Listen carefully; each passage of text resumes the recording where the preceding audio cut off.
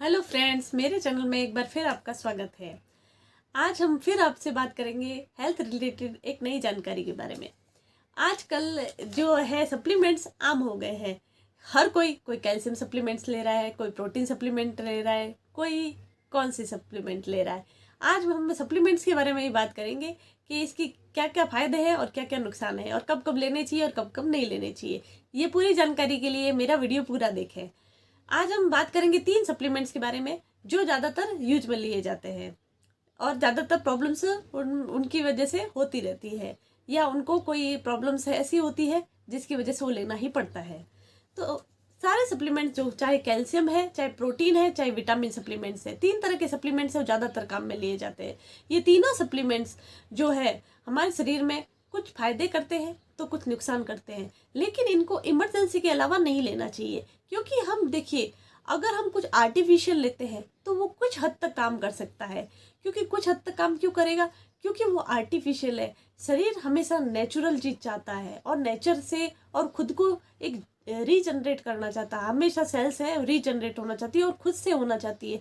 उसके लिए सप्लीमेंट है ये सही उपाय नहीं है।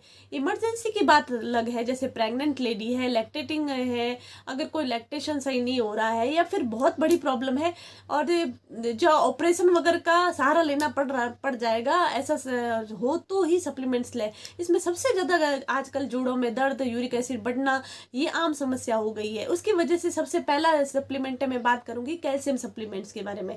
कैल्शियम सप्लीमेंट है जो कि आजकल बहुत ज़्यादा काम में लिया जाता है, क्योंकि हर तीसरे आदमी के जो हड्डियों में दर्द, पैरों में दर्द, घुटनों में दर्द और कहीं ना कहीं दर्द होता रहता है।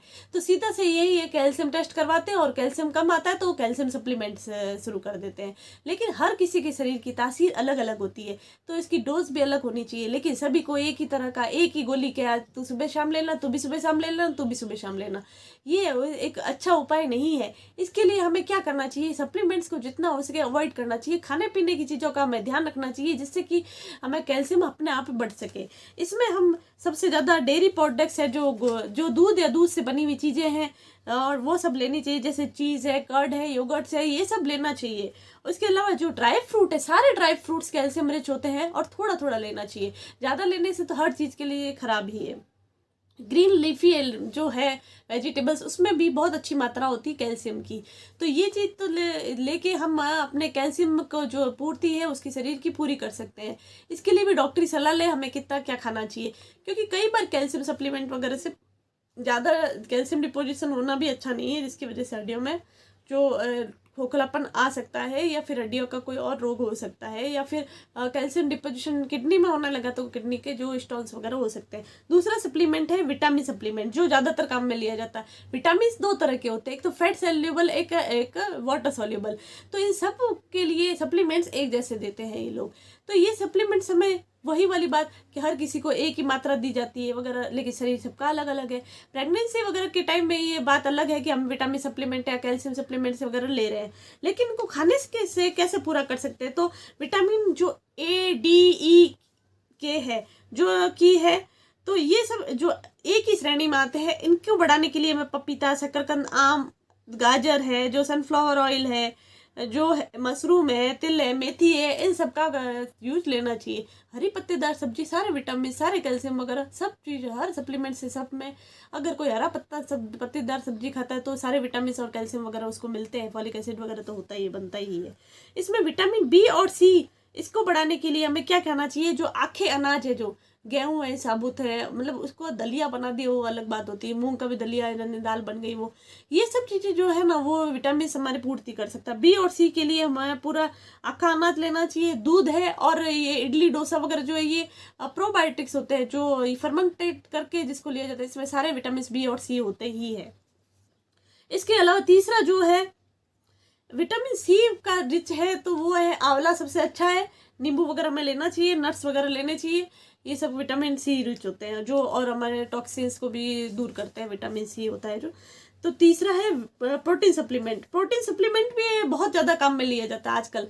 आजकल है ना, ज़्यादातर जो थैला बढ़ते हैं ना, तो फिर मेडिसिन के थैले में सप्लीमेंट्स तो 1 या 2 तो होते ही हैं। तो इनको, इसमें जो प्रोटीन सप्लीमेंट्स है, इनके लिए प्रोटीन रिच मैंने डाइट के लिए एक अलग वीडियो बना रखा है, जिसमें मैंने बताया है जैसे टोफू है, पनीर है, दूध से रिलेटेड सब चीज़ें हैं, सीड्स है जितने भी, जैसे तिल है, तिल दूध से भी अच्छा कैल्शियम देता है। ये सब चीज़ें जो है, सीड्स जितने भी है, ये सब कैल्शियम रिच होते हैं और प्रोटीन रिच होते हैं, क्योंकि इसका ऑयली होता है ना थोड़ा, इसमें जो है इसके लिए प्रोटीन सप्लीमेंट हमें हमेशा क्या करना, इमरजेंसी में ही काम में लेना चाहिए। पहले ही बताया मैंने, सप्लीमेंट सारे ही इमरजेंसी में, यानी प्रेगनेंसी है, लैक्टेटिंग वुमेन है, जिसमें ज़रूरत ही बहुत ज़्यादा है और डिमांड बहुत ज़्यादा है, उसकी जो खाने से पूर्ति नहीं हो सकती, उसमें ही सप्लीमेंट लेने चाहिए। बाकी सप्लीमेंट्स को खाना से जो पूरा करना चाहिए इन सबको। और इसके लिए हमें फ्रूट्स और नट्स है, ग्रीन वेजिटेबल्स है, इन सब का बहुत बहुत यूज लेना चाहिए खाने में। और इसके दुष्परिणाम क्या है सप्लीमेंट्स के? रेगुलर यूज लेने से कैल्शियम सप्लीमेंट से स्टोन वगैरह बन सकता है। उसके अलावा बीपी ऊपर नीचे हो सकती है, लीवर में कई बार स्टोर हो जाते हैं कई सारे सप्लीमेंट्स से, और वो पचते नहीं, जिससे वजह से लीवर डिटॉक्स करने की भी नौबत आती है, वो भी किसी और तरीके से, यानी कि वो टॉक्सिन्स इतने ज़्यादा हो जाते हैं कि उसमें फैटी लीवर और वगैरह की समस्या हो जाती है। शरीर में इसकी आदत पड़ जाती है, जिसकी वजह से शरीर खुद से कैल्शियम, प्रोटीन और विटामिन को एब्जॉर्ब करना ही बंद कर देते हैं। नींद की समस्या हो जाती है, इसके सारे साइड इफेक्ट्स है ये। सिर दर्द वगैरह होता है, पेट दर्द होना, जी मचलाना, दस्त वगैरह लगना। कैल्शियम सप्लीमेंट्स में किडनी स्टोन तो बनते हैं, किडनी डैमेज भी हो सकती है, क्योंकि वो निकाल नहीं रहे टॉक्सिन्स। डिप्रेशन भी हो सकता है, और नहीं ले तो उसकी ऐसी आदत पड़ जाती है, ड्रग इफेक्ट ऐसा देने लग जाती है कि उससे चिड़चिड़ापन होने लग जाता है, एंजाइटी और स्ट्रेस होने लग जाता है, उस वजह से बहुत नेगेटिव हो जाता है आदमी। इसके अलावा जो है कैल्शियम सप्लीमेंट है जो आर्टरी वगैरह में भी डिपॉजिट हो सकता है, जैसे कोलेस्ट्रॉल बढ़ भी सकता है। इसके अलावा जो है एंजाइटी और डिसऑर्डर भी हो सकता है। लीवर की जो है, मैंने फैटी लीवर वगैरह बताया, ये फैटी लीवर वगैरह उसमें यूएसजी रिपोर्ट्स में भी दिखने लग जाता है। इसके अलावा जो सोया सप्लीमेंट्स होते हैं वो ब्रेस्ट प्रॉब्लम्स वगैरह के लिए जो है, वो इसके लिए प्रॉब्लम हर किसी में जो सप्लीमेंट्स हैं हर किसी ऑर्गन में कर सकते हैं, क्योंकि इसका डिपोजिशन होने लग जाता है, क्योंकि शरीर हमेशा नेचुरल चीज चाहते हैं। इसीलिए हमें ये खाने में nuts, seeds, whole grains, green leafy vegetables, आंवला, ये सब शामिल करके हमें सारे विटामिन को और कैल्शियम को, प्रोटीन को की पूर्ति करनी चाहिए।